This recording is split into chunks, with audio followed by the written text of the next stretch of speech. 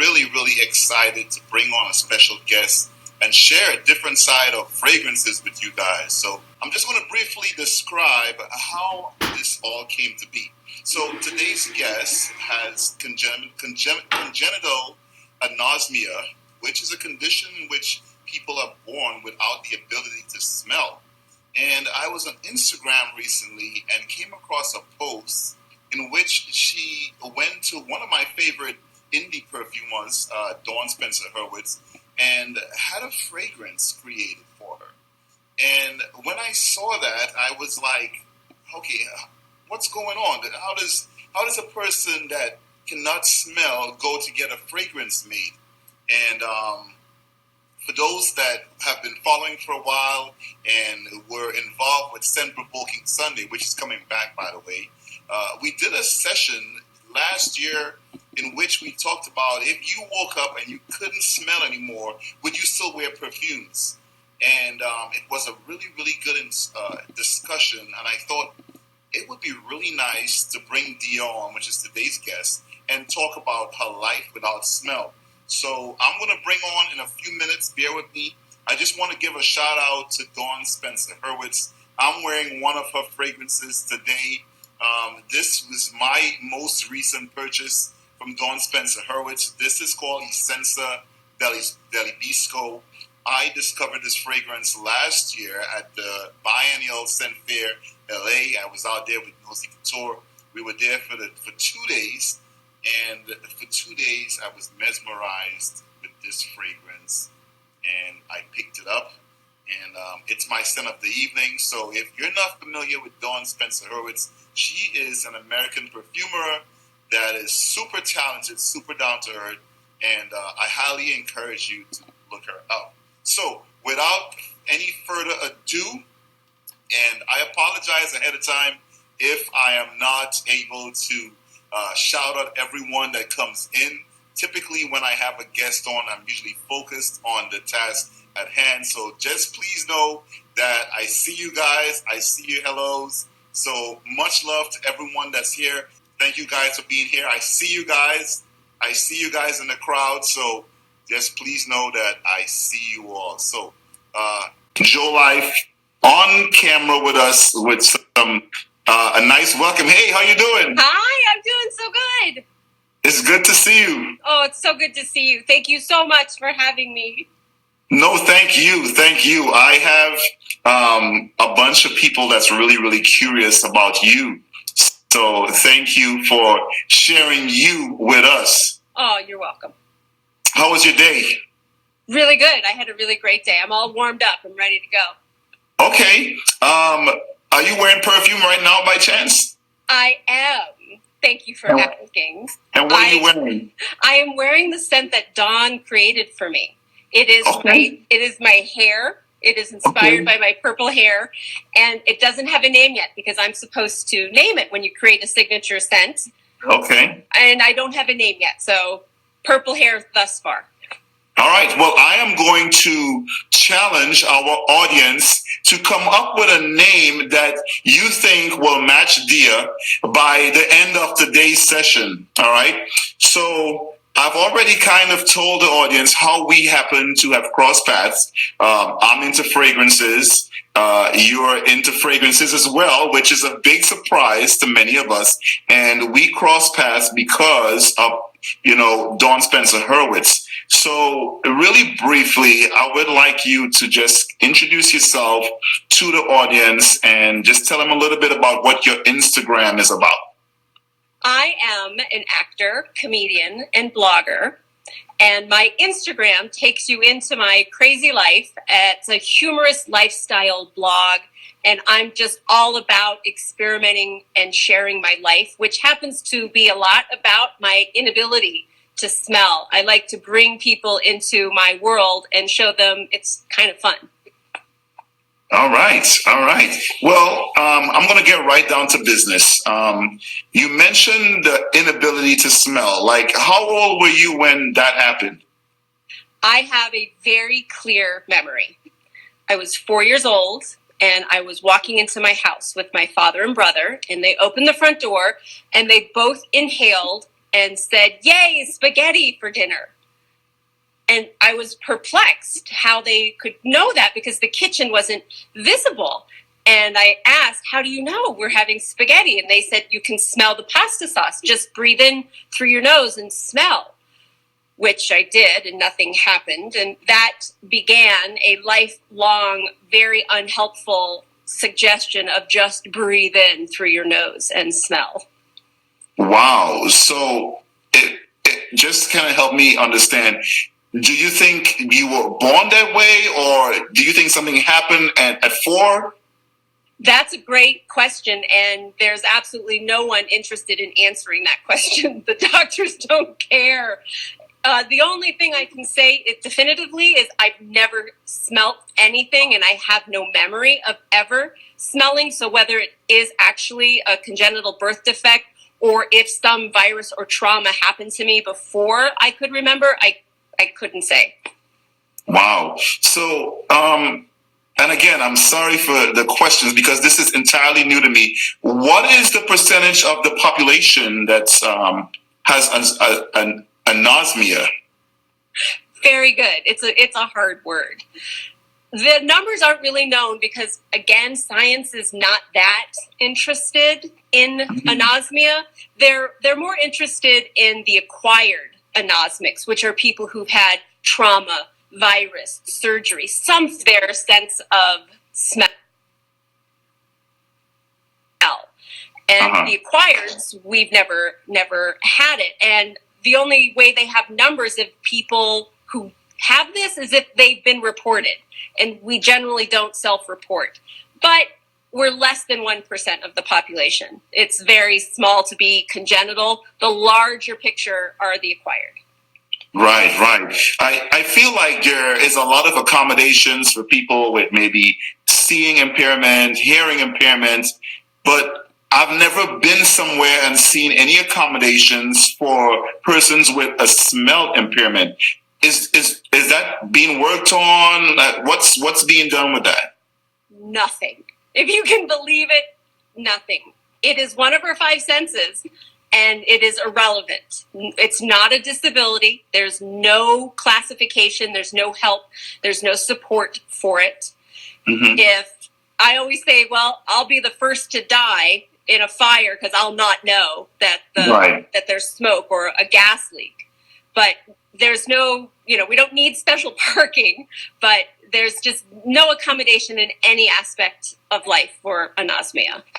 All right. Well, just really superficially, I feel like in a hotel lobby, perhaps there could be a sign that says what the hotel lobby smells like. Oh, wouldn't that be amazing? I think so. Especially to sell the scent they're promoting.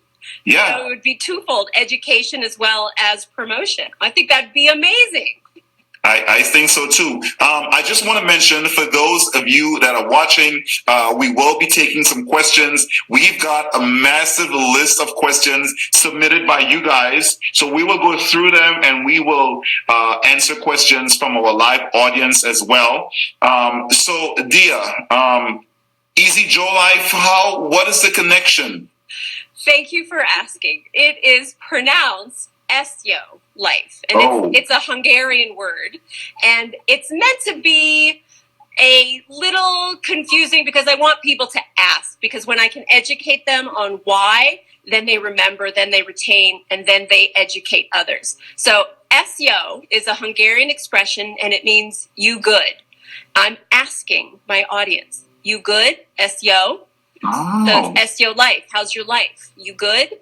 And in Hungarian, you can answer, yo, it's good. Or you can say, nemyo. Ugh, nemyo, not good. Okay. Allow me to pry a little bit. So at 4, that was your first memory of not being able to smell. What was childhood like without the ability to smell? What was that like? That's a great question. My inability to smell had almost no impact in my childhood. I had 2 other issues that were visible because anosmia is invisible, right? It's completely irrelevant because you can't see it. I had two visible issues that were the defining issues of my childhood. The smell had nothing to do with how I grew up. And my issues were, here's another good word for you, hirsutism, being hairy. I was a hairy girl. My nickname was Chewbacca. Okay. And I had an underbite. Okay. Those two things defined how people saw me and how I saw myself. The smell was so irrelevant. Wow. Were you a picky eater? Did you not enjoy the same treats and snacks that other kids enjoyed? No, I am not a picky eater. I love food, although I will sit at the table to my death to avoid eating lentils, and not a fan of lentils. Oh, wow. I just made lentils this past weekend. Fun. Is it a texture thing, or it's not a smell thing? So it is texture. They're just so bland and clay-like. It's an entirely unenjoyable experience. But I'm not a fan of most legumes, but lentils kill me. They just kill me. I can appreciate that, because thinking about it, I kind of like the smell of lentils. So, So you got through childhood. What was it like dating without being able to smell? And if I'm prying too much, you could say, Mr. Cologne, no, that's no. No, I love it. I'm an open book. I love talking about this stuff. It's so much fun. When you cannot smell and you enter into a dating relationship, an intimate relationship with someone, it is advisable to tell them at the beginning that you cannot smell, because incidences will happen. Embarrassment will come up, and it's best, I found, to tackle it right on, to let them know and see what comes from that. I've generally had very responsible and engaged partners that really had, well, I guess they had fun. They have fun with it. Okay. I'm just, I have a crazy imagination, and I'm just thinking we've all been on an airplane, we pass gas, and we're like, yeah, the people next to us can smell it because we can smell it, but you don't have that ability. I love farting. I can't even tell you. I love farting because there's zero negativity from farting for me. I never smelled a fart, so it's only beautiful relief. Wow. And I promote everyone, fart more and be proud of your farts, because apparently half of them stink and the other half don't, and you can never tell which one's gonna be the stinky one. Embrace it. We all do it.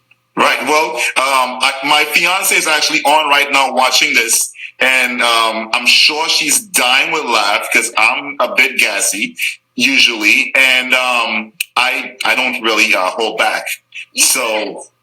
Yeah, and you just endorse that. So if you're watching this, don't hold them in. Better out than in. So we're going to take a few questions from the audience. If you have a question, now is the time to drop them in. I'm going to boot up my laptop, and we're going to start looking at some questions. So we'll go back and forth between the questions. And there were also some questions for myself, so I'm going to kind of mix it up a little bit. You good? It's yo. All right. So here's a question. This was a question from me. This is a question for me. It says, what do you experience when you try to smell? Do you have a favorite perfume, and why? When I try to smell, I only get an intake of air. And if it's cold, it will feel cold and confusing. And I'll wonder if maybe I'm sensing something. When I was with Dawn, she suggested, when I said, I smell something cold, she thought it's probably the alcohol, which makes a lot of sense. I try to smell. I give it a good go. I have a good mimic of someone who smells, but nothing. If it is minty, sometimes I get a tingle in my nose, but that's not smell. Okay. All right. Here's a question from Lazane. What is the food you enjoy most? Chocolate. Okay. And ice cream and buttered popcorn. Okay. Those are really interesting foods because they all kind of have a smell. Chocolate and perfume is absolutely gorgeous. Where did the fascination with buttered popcorn come from? I grew up watching my mom every night read a book in her bed and eating popcorn. Wow. That was our nightly ritual. That's how I grew up. And then I used to manage movie theaters where I got to take home garbage bags filled with popcorn. And I have never tired of it. I just find it to be, it's like home, right? It's a comfort taste. It makes me feel calm and happy and taken care of. All right. Fair enough. Fair enough. Here's a question from Saif CH. He says, what is your favorite perfume for a wedding party? I would know. I would say freshly clean skin and some sort of beautiful fragrance. I don't know enough to be able to pick my favorite. I know enough from what Dawn taught me to have 3 fragrances that fit my personality. So if I were to go to a wedding, I would wear Dawn's The Color Orange because it's energetic and uplifting and bright and engaging. All right. I feel I should put things in perspective for people because I see a lot of questions about fragrances. And you, before your meeting with Dawn, what was your relationship with fragrances? It was very poor. I was used as a walking testing stick for friends at the mall. Oh, wow. I grew up in the era of Obsession, Calvin Klein's Obsession. And yes. The teenagers were obsessed with Obsession.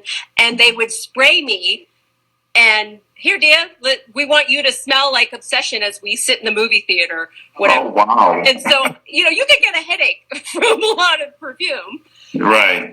And so it was irrelevant to me because nobody, and I would ask, let me rephrase, I would ask, well, what does it smell like? Oh, it smells good. Oh, it's kind of like sex and beach and oh, it's good. But that doesn't do anything for me. Right. And nobody took the time to explain to me what smell is.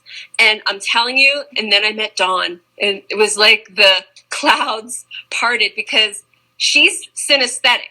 Am I saying that right? Synesthetic? Yeah, she has synesthesia, and so she's synesthetic. Yeah. And she has the remarkable ability to talk about scent in a way that I can comprehend with texture, with color, with taste. And all of a sudden, I get smell. I get it.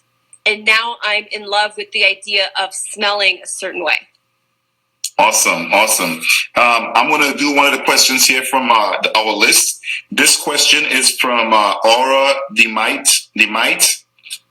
Since our sense of taste and smell is so closely related, I'm curious if you have a different taste experience. Are you able to visualize how something may smell based on your sense of taste? Great question. Fantastic question. Yes, I do always try to visualize what something would smell like based on how it tastes. And the way I describe my relationship with taste to your relationship with taste is I compare it to a box of crayons. So imagine your sense of your sense of taste is that big box of 95 crayons for back to school with the crayon sharpener in the back and like you won the school supply lottery, like you got it going. I come to school with a box of 12 generic off-brand crayons. I have the broad sense of taste, but a lot of what you think is taste, what you're experiencing, is a combination. It's an olfactory and it's a taste. And you can't differentiate where I only get taste. I get it. And I was also that kid with a generic box of crayons because growing up in Trinidad, we didn't get the whole 84 pack. In fact, my parents would come to the States and shop, and they would come back and they would kind of create their own 12 pack. So you had some version of red, some version of blue, and that's what you had to go to school. You didn't get the whole 84 pack. So I can identify with that. I love it. Your parents are awesome. Yeah. All right. Let's see here. We have a question from our audience. It said, Mr. Cologne, it's lasagna, like the food. Okay. Do your friends, here's this question. Do your friends try to describe the smell of perfumes to you? I guess that would be a question for now, because you've already said that back then, no one was really taking the time to describe, smell to you. So does that happen right now or no? Not really. Nobody's interested in engaging with me that way. It takes a lot of effort, and I think nobody's interested. They just say that smells good. Okay. Well, I'm also glad that that we crossed, because I'm involved with a community that's very passionate about fragrances. A lot of people describe fragrances in great detail, and not just technical jargon. So I hope that you make some alliances that would allow you to make better, different fragrance selections so that you could smell differently, even though you can't smell them yourself. I hope for that. And I'll tell you the anosmic fear about that. All anosmics will have this fear. Is it really a good smell? Is it really good on me? Is it too something? Is it too much? Because we can't gauge it or sense it. Right. So we really have to have that trusted person who is willing to invest in helping us. Yeah. And just to touch on what you just said, fragrances do smell differently on people, but within a range. They're not drastically different. Certain notes can pop more than others. And also, as people, we perceive fragrances different. We all have different sensitivities to different notes. So, one person may smell something and say, well, I smell a lot of black pepper. Well, they're just more in tune or more sensitive to that note. So, but still, I hope that you have some opportunities to broaden your knowledge and also your fragrance wardrobe. So we have a question here from Joctavio. His question is, what's the note or material that most intrigues you positively? The material, like? In fragrance. Gourmand. Okay. I just learned about this because I asked Dawn, I said, here's a question. People love smelling coffee and chocolate and buttered popcorn. Why don't we have a perfume that smells like that? And she said, we do. It's called the Gourmand series. So I'm fascinated. That really gets me going. Okay. Yeah, okay. Let's see. I have a question here from AR, 1 minute fragrance reviewer. His question is, have you ever burned any food while cooking because you couldn't smell? If so, did a fire alarm go off or did someone tell you that it was burning? Excellent question. Such a good question. You're never going to want to come to my house after I answer this. I've almost burnt my house down 4 times. Oh, wow. Once with a toaster oven and the 3 other times on the stove.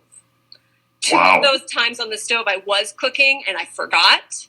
The other time I put something on the stove and accidentally turned it on, and that started flambeing on top of the stove. Wow. And my smoke alarms did not go off. I did not detect anything wrong. My cat started acting weird. Mm. And then I figured out that it did look a little smoky in here. Thank goodness for the cat. Wow. I don't mean to laugh, but that is just you should laugh. It's crazy. That's crazy. That's a hell of a story. You still doing good? Yo, baby. All right. Let me keep scrolling down here. All right. So here's a question from Saif CH. Are you a fan of mixing? Okay, so I'm going to kind of skip over the fragrance questions because we've already established that your relationship with fragrances are very new. Let's see here. Question from Cinematic Siage. Weird question. Is it dangerous when you don't have the ability to sense smell? It can be very dangerous. Absolutely. I could I could very easily eat something that is bad and spoiled that could negatively affect me. I'm not, like I said before, I'm not going to know that there's a fire or a gas leak. But I do take heart in realizing, if we look at the statistics on this, I would say most to all people who have died in a fire or gas issue had the sense of smell. So everybody's dying in gas and fire. So I'm not that much at risk comparatively. I'm pretty safe. That makes sense. All right, let's see here. You just had me thinking about like how many times I've smelled the carton of milk and go, it's still good, and it's only been expired 8 days. It still smells fine. The anosmic should just err on the side of caution and throw it away. All right, let's see here. I am going to go to questions from the computer, and we've got a question here from Rob Bliss. He says, my mom can't smell, so just wondering, has there ever been anything to help with that? And how can you enjoy scents without smelling them? There's a very little that you can do for somebody who has lost their sense of smell. This is where science lives. Science wants to help train these people back into learning how to smell. So there's hope for your mom. She can get training, smell training. And then what was the second part of that question? Let's see here. How can you enjoy scents without smelling? I can enjoy scents by having the story explained to me. I'm a historian, art historian, and I love history. I love the story. I love the knowledge. So if I can get into the story of to why and what and how and the bigger picture of what it looks like, not just what it smells like and why you would wear it, that's interesting. That is engaging. That makes sense. That makes total sense. I mean, as a perfume lover, that aspect of fragrances also appeal to me. So it's one of the dimensions of a fragrance. So it's I can totally understand why you connect with that. I can totally understand that. All right. Here's a question from Yulin to one of my favorite Instagram perfume accounts. He says, can she smell by any means? For example, when a person loses one of their 5 senses, they develop a heightened sensitivity in their remaining senses. That's a good question. As far as I know, anosmics in general have not developed bigger senses. I don't have exceptional hearing or vision. But what I do have, and what I kind of relate to my missing smell, is I sense atmosphere. And what I mean by that is there are different atmospheres associated with, say, a summer day. The sound of a hot sidewalk with a wooden clog on it. There's the atmospheric sound of my grandmother's hallway in her condo, that echo dark chamber. And when I hear those sounds and feel that atmosphere, that triggers an immediate memory and takes me back immediately, just like smell would. Very, very incredible. Very, very incredible. Wow. Yeah. That is something else, because we take those things for granted. Yeah, you don't have to put any effort into being somewhere. All those smells were going to hit you at once. Yeah. And my ears and my body, my skin is more open to how it feels to be somewhere. Yeah. Yeah. There's a comment here from Aura Diamite. I could be saying that incorrectly. The kind of comment is not scent related, but your blog post about our perception of beauty was so powerful. Oh, thank you so much. I so appreciate that. And that post talks about how I was saying I grew up with 2 visible issues, being hairy and having an underbite, and my self-worth and my appreciation of being a strong woman. And I thank Judy Blume for helping me become who I am today. Awesome. I love that positivity. Let's see here. Berlin Sense has a really fun question. Not that serious question. Name some situations. Well, let's name one where you thought it's actually quite good that you can't smell. Oh. Airport bathroom. Porta potties in summer. I mean, come on. Here's a juxtaposition for you. I am thrilled I never smelt a dirty diaper. But my daughter had the worst diaper rash because she would inevitably go to the bathroom right after I would check, and it didn't matter, how often I checked. It would just be an inevitable result that, how long has she been sitting in that bad diaper? Interesting. So what would be a situation that you are kind of glad that you couldn't smell? Oh, people complain a lot about smells more than they compliment smells. There's always, I do notice a lot more dialogue about, it stinks here. Oh, that's too much here. Oh, the garbage. I think just my daily life, I have such a more relaxed appreciation of where I'm at because that overwhelming power of smell does not affect me. And I get to be more in the moment without being jarred out of it by bad smells like garbage. All right, fair enough. I just want to mention for those that may have just shown up, be sure you leave your city and country. I'll have a couple of giveaways. I'll select those winners after the fact. So if you want to enter those giveaways, just drop your city and country in the comments. Was it difficult child rearing without the ability to smell?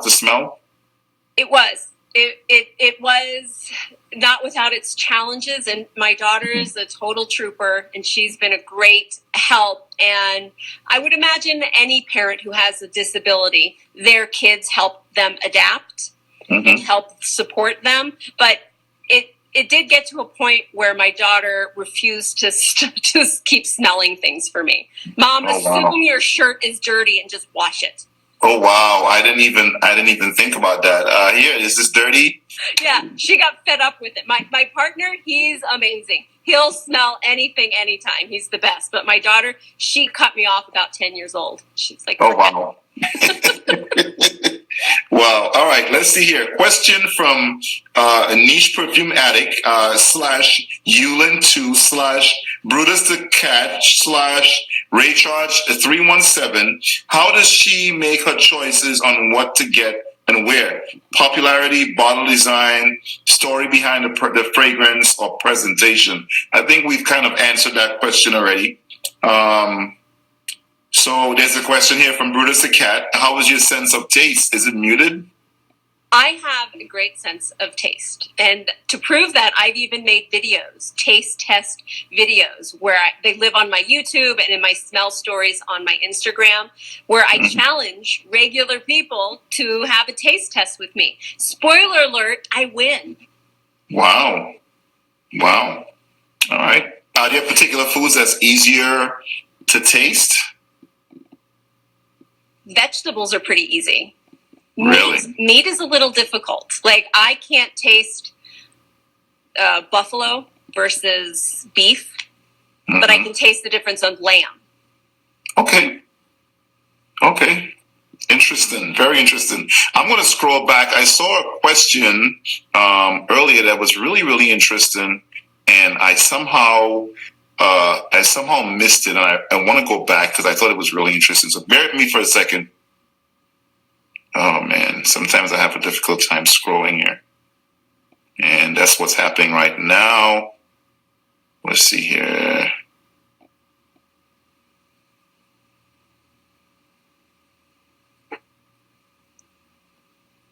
I'm sorry. I can't find the question.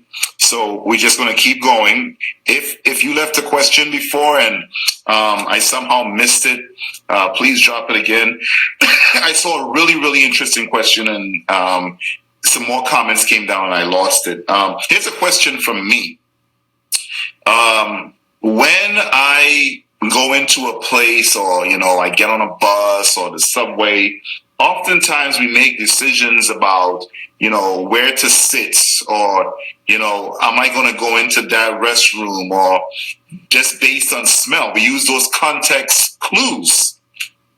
How is it for you when you have to assess situations to decide if you want to touch it with your bare hand, or if you want to sit on this seat because it smells like, really bad? How do you make those assessments? Oh my gosh, that's a great question. I have to make snap judgments. If somebody looks creepy, I won't sit next to them. But if they look normal, I'm going to sit next to them. And if the seat's empty, I'm going to sit on it. And I'll never know that I just sat into this big cloud of stink. I'll never know. But I just have to rely on how people are reacting around me and what I feel comfortable doing. But I generally, I live in Colorado. There's not that much public transportation, so I don't get that much a chance to have to make those judgment calls. But when I was in London, my mom and my daughter said the tube stank, that it was really gross. Yeah. Because I know I've walked into like a small restroom, after someone, and like not even see the person, but ran right back out because it was like, oh my God. Oh, so, I will happily walk into that restroom stall, but I will sometimes, not all the time, I will sometimes remember when I come out, if I've done the deed, to say that's probably not safe for a while. Right. Don't nobody go in the bathroom for about 35 or 45 minutes. Yeah, it's at your own risk. At your own risk. I love it. Anosmics only. Here is a question from Mom of Curly Fragrance. Oh no, we already answered that. Let's see here. All right, so I'm going to go to some of the questions on the other PDF because all of these questions we kind of already talked about. Okay. So give me 1 second. So here's a question here, or I guess, let's see. This is from Julie from Facebook, a Facebook question.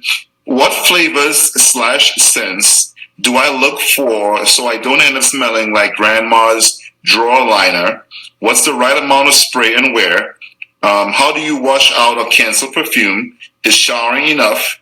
If you wear one scent and then change your mind, can you shower or will it end up clashing? So these are questions for me. I don't know if Julie is watching right now. Hopefully she is. The question about flavors and scents, we call that notes. And for those of us that smell, we just have an appreciation for certain types of notes. So, it could be a floral, it could be a citrus, it could be a woody or gourmand that you talked about earlier. And there are some fragrances that smell weird. There's actually a small segment of fragrances like your really barnyardy oud fragrances that are funky, but we like that funky smell. Where would you wear that? So I wear those fragrances generally if I'm by myself or, if I'm, maybe I'm going to the store. I'm not going to be close to anyone, but I will never wear those fragrances to work. I wear those fragrances for my enjoyment. So, yeah, I wear those fragrances for my enjoyment. The other part of the question was, what is the right amount of spray and where?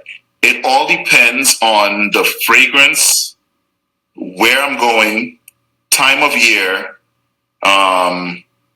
and just generally those things. So if I have a fragrance that's what I call beastie, it means it projects a lot. It leaves a big scent trail. I will wear, 3 sprays, maybe 4. I like to be even with my number of sprays. I'm just weird like that. So if I have a fragrance that's lighter, I'll go 4 sprays just on my arm, and then I will hit the neck, the chest, and maybe 2 on the head. So it really depends on the fragrance. And then even like some of the heavier fragrances, if I decide to wear them in a situation where I don't want to, create a big cloud of smell around me, I may wear, 2 sprays on my chest because it's going to be covered by my shirt.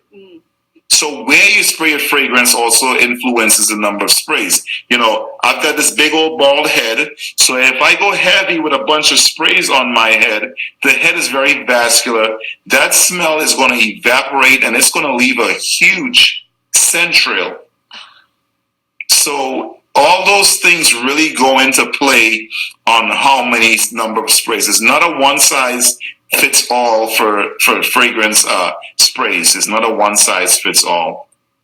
That is, and for the anosmics, I'll tell you, that's the fear. That's what makes us so afraid, is not knowing that. Yeah. That's kind of where you need that trusted person to really guide you. And you say, well, all right, today I'm going to go with just 3 sprays. And they can tell you, well, you know what? I'm not even smelling you. Sometimes with my fiance, I go through that where she'll put something on. Did you spray it on? And she's like, yeah. And I'm like, I can't even smell it. And then there are some days, she'll put on more, and I'll be like, oh my God, that smells good. So it just, every fragrance is different. It's not a one size fit all. In the anosmic world, we have a phrase called the designated nose. A girl the girl who can't smell, she came up with that, and the community's kind of adopted that. So you need a DN. You need a designated nose to help you go through life. I like it. Let's see here. So there was some statements. Some people said anosmics have a very complicated relationship with perfume. Anosmics worry about overspraying or picking a really bad smelling perfume. I want to comment on that. There really isn't a bad smelling perfume. Okay. Every bottle of perfume that's made it to production made it to that point because some group of people liked that smell. Okay. And then we generally like what we were exposed to in our early days. So if your mom, wore big, bold floral fragrances, you're going to be comfortable with those fragrances. And as you smell more, your sense of your taste in perfumes will change. So some people have only smelled what we call the mass pleasers, like the designer fragrances, the Bleu de Chanel and Sauvage. And those fragrances are designed to just automatically you smell them and you like them. And then you start getting into, say, niche perfumes, and you get into ouds, and you're like, oh my God, that stinks. Well, it's not a bad smelling perfume. Somebody appreciated it. So just know that every perfume has its appreciators. That's a brilliant analogy, and I immediately go to the food comparison, where you can kind of find your people by asking them, well, what restaurants do you like? And if they're rattling off chains like Applebee's and Red Lobster and just all these chains, it's like, well, I know your aesthetic and you're not for me. I want to find somebody who finds the pop-ups and the hole in the walls and the person doing an unusual thing with food. Then it's their opinions that I'll take. So I get it. I absolutely get it. All right, let's see here. Girl who can't smell, which I actually spoke to today. She says anosmia is such a rare condition, which is understandingly why many people are unaware. Raising awareness is important, and I'm glad more and more conversations are opening up smell disorders.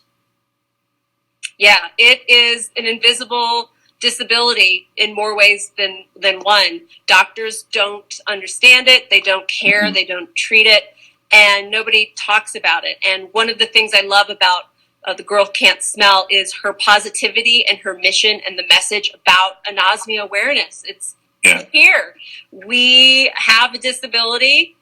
It's okay. And we can talk about it. And we exist.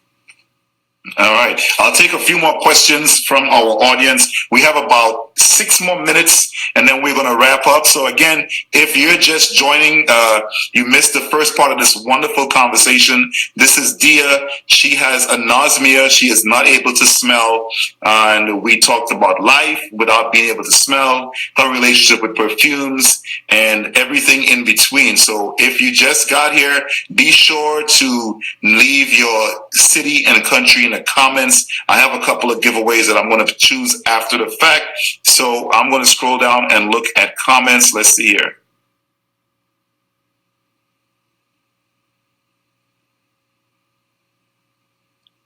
Somebody talked about the designated nose. All right, let's see here. Question from Carolyn Purrs, the queen of niche. Do you keep records about how many sprays have worked previously? Oh my God, that would be amazing. That's awesome. Duh. No, but I think maybe my answer will become yes. Yeah, no, but that would make sense because, I wear a lot of new perfumes, and the first time with a new perfume, right? Your first date with a new perfume is you kind of put it on and kind of see how it proliferates, and then you adjust accordingly. But when you can't smell, you don't have that ability. So and isn't it different in summer versus winter? Because I just learned recently, my daughter just blew my mind and told me that cold things don't really smell. It's warm stuff that smells. Well, in a nutshell, the reason why we smell fragrances is because they evaporate off our skin and we pick it up with our nose. So typically in the warmer weather, you will be naturally warmer. So things will proliferate faster, which is why we have fragrances that are appropriate for the summer, and some fragrances are more appropriate for the fall and the winter. Now, there's no rules, there's no hard and fast etiquette about fragrance wear, but if you have a fragrance that is heavier, meaning it's composed of base notes predominantly, those notes, they're bigger. They don't evaporate as fast. You put them on in the summer and you're in the heat and they start evaporating, you're going to start choking the people around you. So, yes. So again, that anosmic fear comes up. I'm talking too loud. And all it comes down to is, perhaps getting a little bit more educated on fragrance compositions and how certain notes smell. Every perfume is composed of 3 layers. Well, I say every, and I use that word lightly because there are some fragrances that are made with only base notes. But generally, perfumes are created with top notes, middle notes, and base notes. The top notes is what you would typically smell when you first spray. If you go to a store and you spray it on a paper and you smell it, those are typically your top notes. Those are usually gone anywhere from 15 minutes to 30 minutes. They're gone. And then for the rest of the day, when people say, oh my God, that smells good, what are you wearing? That's the heart of the fragrance. When you come home from work and you hug your loved one and they go, oh my God, I can still smell you. Or, and you've never experienced this, but, you ask your daughter to smell a shirt you wore and she says, I can still smell your perfume. Those are your base notes. So when people buy perfume specifically without sampling it and taking it home and living in it, they're buying that top note. That's what they're going with. Yes. If you go to a store and you smell on that paper and you go, gotta have it, which a lot of us did, especially with designer fragrances, because they're safe. All right. You have a really good chance of buying it and liking it. Switch over to niche perfumes where they're more complicated, more complex. If you just make a purchase based on just the initial impression, you can be very, very disappointed because the heart and the base is going to be a whole different story most often. That is a beautiful explanation. I am so enjoying this expanse of understanding perfume rather than just being a thing I don't get. I'm getting it. Yeah, and there are great resources to really teach you, what certain notes smell like, right? So you could kind of learn, even if you can't smell, you could learn. So then you could make more informed decisions about your choices. You can make, you can now get to a website that lists the composition of the perfume and kind of get an understanding of what it smells like. And, like again, the fragrance community, I have a lot of posts that I create that are resources because people will come in and talk about their experience with a certain scent, or may say, hey, let's talk about vanilla. And people will come in and, start leaving opinions. So, there's a great bit of information out there for you. And I appreciate the larger, like we said, that larger story for me to understand if I just aesthetically am digging it. Like Dawn gave me, she tried this scent on me called Michelangelo because it's one of my favorite artists. And she thought just that I would get it aesthetically. But then when she explained the story and the notes and what it smells like, it just, I was like, it's cool, but I'm not into wood. Right. And so I loved being able to reject or accept something based on those aesthetics. Yeah, I think you totally can get deeper into perfumes just with that type of information that's out there. So it's out there. I'm going to scroll down. We're going to wrap up here shortly. Let's see here.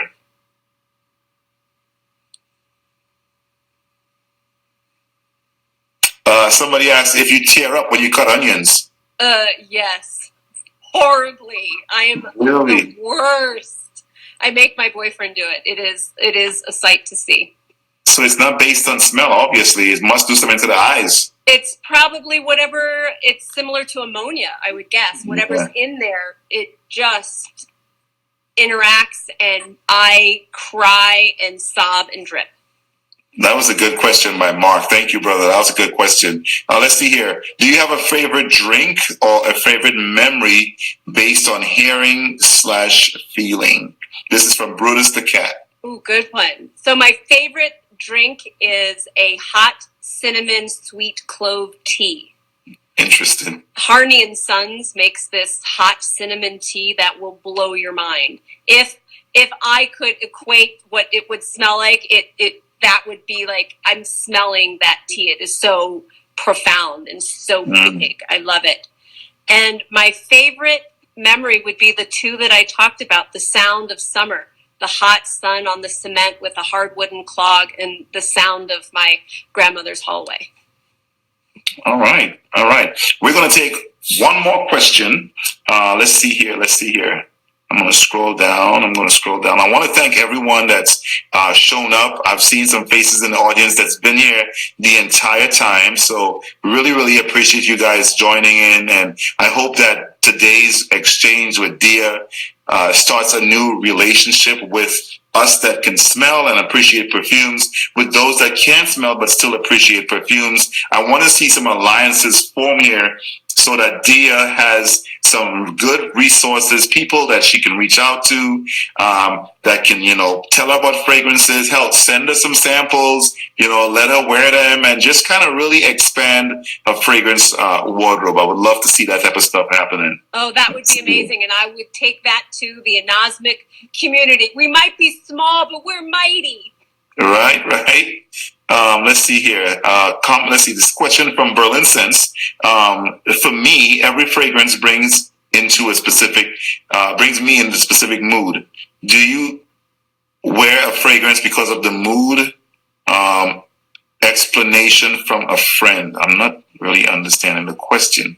I get it. I can get it. Dawn made for me one signature scent, and then she scent tested me and gave me two other scents. And she said, these encompass you, the person, the personality, the hair, everything about you. So if I'm wanting to feel fun and me, I'll put on the signature scent that she did based on my hair. If I really want to get into my passions and my sensual side and the things I love, then I'm going to wear the Pimente Chocolat, the chocolate peppery. And then if I want to wear something where I want to feel energetic and uplifted and express my positivity and open energy, I'm going to wear the color orange. And she explained those so well, I absolutely know when to wear them. Okay, so which one did you wear today? I wore my hair, the unnamed one, my signature the unnamed one. And what did she tell you about the scent? Do you remember? Inspired by my purple hair. She said it is a Chypre. It is Inner Sanctum mixed with more oud. Okay. All right. Well, Dia, this was really enjoyable. Thank you for being, opening up to us it can really be vulnerable when you open up to, just a new community, but you did it with poise, and I really, really appreciate that. Is there anything you want to share before we wrap up? I am so touched by your generosity and the generosity of the fragrance community that I've just been introduced to. I'm overwhelmed by the openness and generosity of people wanting to talk with me and being curious about what it is I experience, and just holding out their hands in friendship and openness. Like, no, we got you. We understand your different perspective, and we can help you. It's been amazing. Well, I'm really glad to hear that. I always talk so positively about the fragrance community, but to have someone else come in and experience the great things that we do as a community, I'm really, really proud. So thank you guys for, welcoming Dia. And I'm just looking forward to more collaborations and, seeing posts, where the fragrance community is, talking about things that you're working on, and, other members of your community. So I'm really, really excited to see that. This is the start of a beautiful friendship. Awesome. Well, I'm going to cut you loose, and I'll have a few more words, and then we're going to wrap up. Thank you. Thank you. All right. Perhaps one of the most fun, personable interviews I've done on my platform, and I'm so glad that you guys were here to witness this. You guys had wonderful questions, and I am looking forward to doing more things like this. I always like having interesting conversations and meeting people from different backgrounds. And it was nice to have someone that, wasn't a perfumer or wasn't a perfume brand, and still have an interesting conversation. So, I will be talking to you guys soon. Hey, if you're watching this and you haven't seen my post from today, I have a giveaway. Currently, I'm giving away a travel set from Algabra Perfumes. So, selfless plug, I have a giveaway right now. And I hope you guys go take a look, enter the giveaway, and share your stories. The more exposure these type of giveaways get, is the more opportunities like this I have to bring to the fragrance community. And I think I'm doing like a giveaway or two every week. So I want to continue doing that for the community, and I can do that with you guys' help. So I'm going to wrap up. Believe it or not, I've still got a few more phone calls to make, and I appreciate you guys. So bye-bye.